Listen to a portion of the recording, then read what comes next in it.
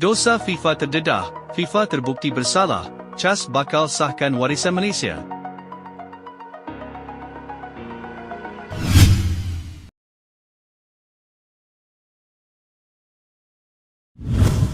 Keputusan FAM untuk membawa kes 7 pemain warisan yang digantung oleh FIFA ke CAS telah mencetuskan harapan baharu dalam arena bola sepak negara. Ini selepas FIFA sebelum ini telah menolak rayuan yang dikemukakan oleh FAM dan mengekalkan hukuman penggantungan 12 bulan serta denda yang dikenakan kepada 7 pemain tersebut dan FAM sendiri.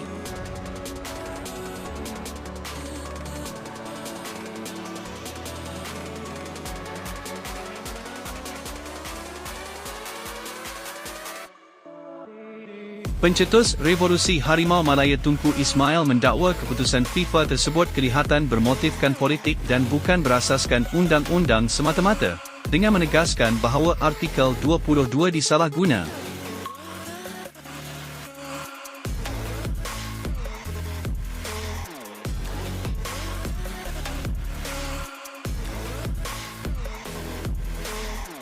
DMJ turut berkata akan terus berusaha untuk mempertahankan para pemain, malah beliau dilaporkan bersedia menanggung segala kos yang diperlukan oleh FAM untuk membawa kes tersebut ke CAS.